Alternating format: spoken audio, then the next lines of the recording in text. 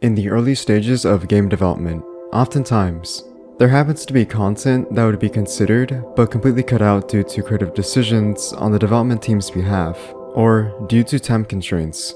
The same could be said about Silent Hill 2 Remake. Undoubtedly, as faithful and respectful as this remake is when paying tribute to the original, it is bound to have cut content that is removed from the game entirely, leading fans to dig up the pieces to see what mysteries and oddities can be uncovered. Today, I want to talk about the cut content of Silent Hill 2 Remake.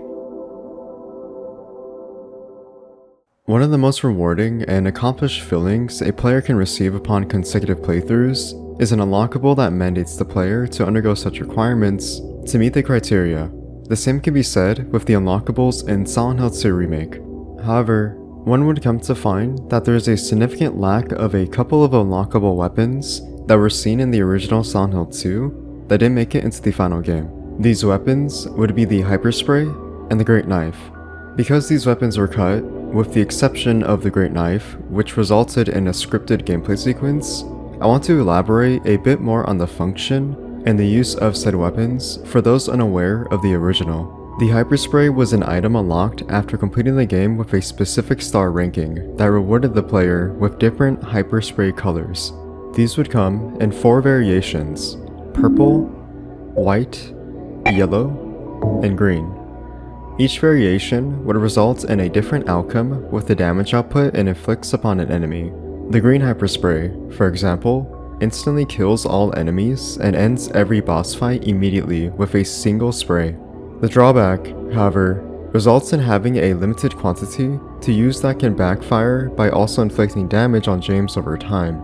The irony of the Hyperspray being cut and removed from the remake is technically not true, since you can actually find the model of the Hyperspray in the top stairwell of Woodside Apartments.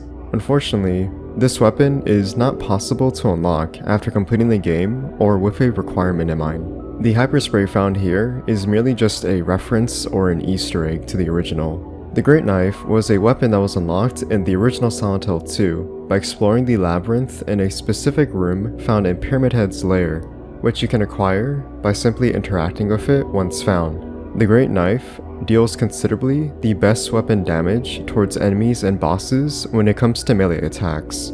The drawback of this weapon, however, is the lack of mobility as you drag it behind you when equipped, and the slow time frame when omitting an attack animation. The Great Knife, while technically accessible and equipped in Silent Hill 2 Remake, is only for a brief scripted gameplay sequence that mandates the player to bypass the mannequins blocking your progress.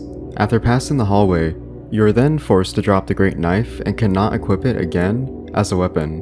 Bullet Adjust was a feature you unlocked after the first playthrough of the main scenario, which rewarded the player a multiplier of custom ability towards bullet quantity for firearms such as the handgun, the shotgun, and the hunting rifle. The bullet adjustment provided the option of multiplying the bullet capacity with ×1, ×2, or ×3. Extra Riddle difficulty is the hardest difficulty when regarding the puzzles seen throughout the gameplay.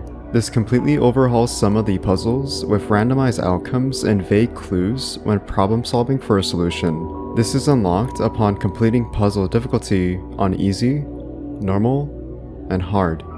Upon completing the puzzle difficulty on hard, this will then unlock the Extra Riddle difficulty the next time you start a playthrough. Born from a Wish was a sub-scenario that was accessible from the main menu that you can choose to play after finishing the main scenario, Letter from Silent Heaven. This was included in the expanded edition of Silent Hill 2 and the Restless Dreams for Xbox, Greatest Hits for PS2, or the PC version. In Born from a Wish, you play as Maria, previously seen in the main scenario as a major character in James Sutherland's story. Here, we get a prologue to the events of Letter from Silent Heaven, where we see Maria being birthed in Heaven's Night, from James Sutherland's subconscious desire to wish for an idealized Mary that is seen in Maria. It's here where we see Maria struggle to find a purpose and has existential thoughts of her existence, though continues to seek for a reason to keep on living by traveling to Baldwin Mansion to hopefully find answers there. As far as we are aware, we have not had confirmation in regards to Born from a Wish having its own scenario sometime in the future as DLC, or if it's content that's even considered to be realized and eventually released. Upon accessing the files in the PC version of Silent Hill 2 Remake, there are a couple of very interesting findings when regarding unused content. Early on in development, it appears that there was initially a different version of the save screen that you use via the red squares seen throughout the gameplay. Here, we can see the early version of the save screen showed James's face obscured by the red color filter that looks very similar to the save screen in the original Silent Hill 2. In the final version, however, this would be completely different as it chose to have a real-time save screen that showed an in-game model of James Sunderland. There are a couple of files that have the name Young James Work in Progress that feature facial features of seemingly early stages of a potential younger James Sunderland that would have possibly been de-aged in comparison to the final model we see of James. We do know that at some point in development, James had an overhaul to his character model when it came to the difference in the teaser trailer of Silent Hill 2 Remake back in 2022, in comparison to the final version we received with the released Silent Hill 2 Remake.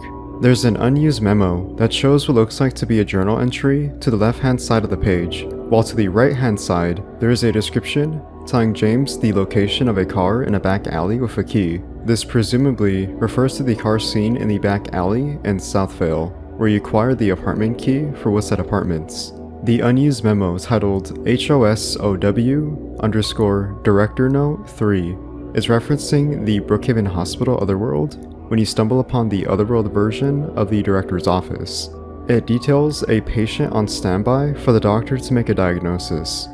This unused memo titled ID Badge_01 features a rusted and decayed advertisement of Silent Hill Post Office. The name, Jacob S., appears with a depiction of a mysterious figure faded out by the worn, decayed quality of the paper. We don't have a clue who Jacob S. could be, but this is likely a reference to Jacob Singer, the main protagonist of the psychological horror movie Jacob's Ladder. Jacob's Ladder was one of the main influences on the development of Silent Hill 2. Finally, a huge potential piece of unused content is found in the file titled True Ending _Cardioctomy Notes, which could be related to an unlockable ending that was once considered but scrapped entirely, or refer to a story found in the memos that is finalized with this unused memo. As of recently, a YouTube user called Thekempy made a video on Silent Hill 2 Remake that does a comparison with an early beta version of Silent Hill 2 Remake titled Version 1.0 and the final version titled Version 1.3. Version 1.0 shows very significant and minor changes to the cutscenes, audio, and gameplay.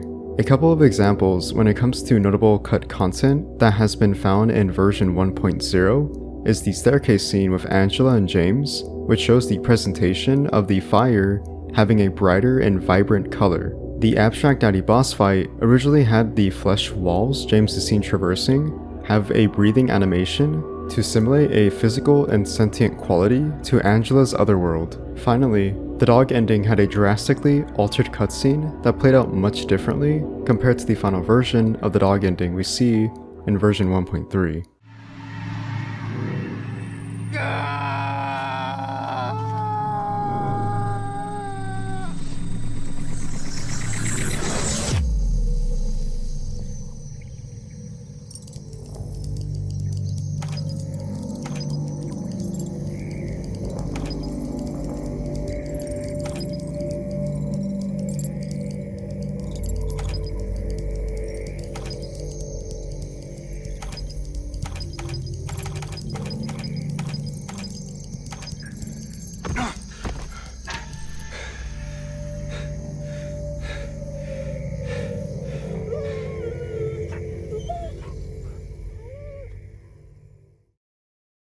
And that is so far all the cut content I could find in regards to Silent Hill 2 Remake.